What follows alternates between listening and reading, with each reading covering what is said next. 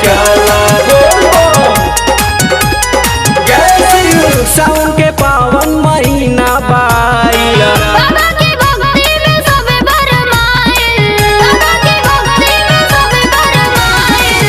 सावन के पावन महीना बाइल, बाबा की भक्ति में सबे भरमाइल।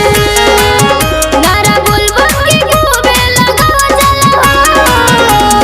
गेरुआ रंग के साड़ी हम किन के लियाई, तोहरा के सावन में देवघर घुमाई।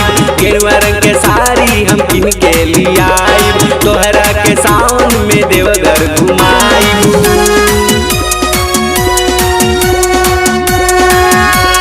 बोला बोला शंकर भगवान की जय। बोल बम बोला बोला जय शिव बोला, बोल बम बोला बोला जय शिव बोला। सावन में कांवर जे भी लेके जाला, ओकरा के दुख ना सतावेला। बाबा की कृपा हुए हो माना, बिना मंगले सब पावेला, बिना मंगले सब पावेला।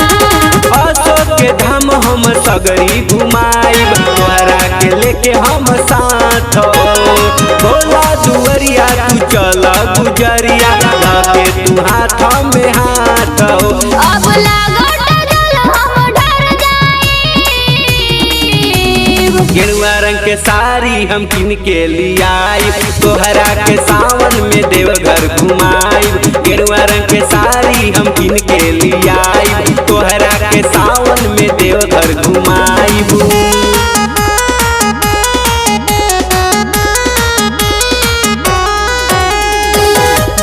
बोल बम बोला तेरा, जय शिव कहत चला, कहत चला। बोल बम जय शिव। कांवर के पावर के उड़ाई जाने, लगवा कहे डमरू वाला। सुरताला बगिया जगा देले ओकर, कांवर जे पैदल के जाला हो, कांवर जे पैदल के जाला हो। नीला साड़ी हो बुको बतगारी, पहिला सोमारी हुए चले के। छाई बदरिया नहीं हो सजनिया, भोला दुवरिया जब जाए के। भोला बाबा की महिमा हम गाइब। गेरुआ रंग के साड़ी हम किन के लियाई, तोहरा के सावन में देवघर घुमाई। गेरुआ रंग के साड़ी हम किन के लियाई। Mix by Radhika recording studio.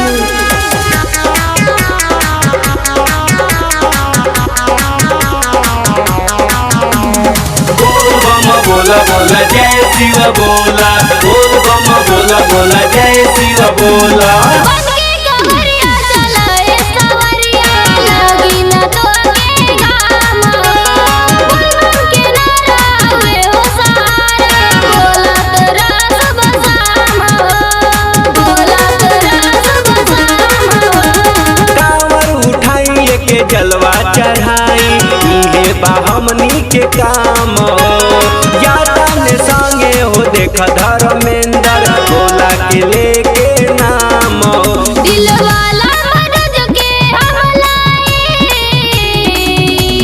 गेरुआ रंग के साड़ी हम किन के लियाई, तोहरा के सावन में देवघर घुमाई। गेरुआ रंग